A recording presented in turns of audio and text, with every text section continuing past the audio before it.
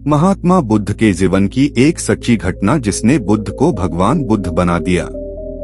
गौतम बुद्ध के जीवन में एक ऐसा समय आया था जब उन्हें जंगल में तपस्या करते करते कई साल बीत गए थे, लेकिन उन्हें ना ही कोई ज्ञान प्राप्त हुआ और ना ही कोई सिद्धि प्राप्त हुई। इसीलिए अपने आप से निराश होकर अपना सब कुछ छोड़कर एक नदी के किनारे पर बैठे थे। उस नदी में एक गिलहरी के बच्चे गिर गए थे, इसीलिए गिलहरी उस नदी में जाकर अपना शरीर गिला करती और बाहर आकर उस पानी को झाड़ देती ताकि नदी खाली करके अपने बच्चे को बचा सके। गौतम बुद्ध यह सब देख रहे थे। फिर उन्होंने सोचा कि ये गिलहरी कितनी मूर्ख है, ऐसा करने से कौन सा ये नदी खाली कर देगी। वो गिलहरी ऐसा 3 दिन तक करती रही और आखिरी में वो भी नदी में डूब गई। लेकिन उसने जीते जी हार नहीं मानी।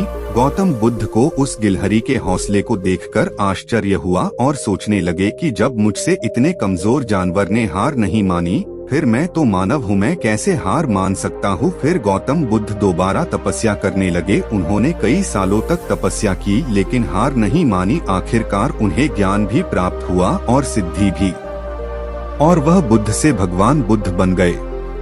मित्रों, अगर हमें किसी में भी सफलता चाहिए तो हमें कभी भी हार नहीं माननी चाहिए।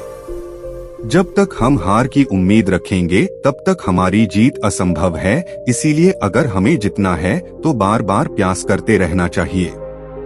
धन्यवाद।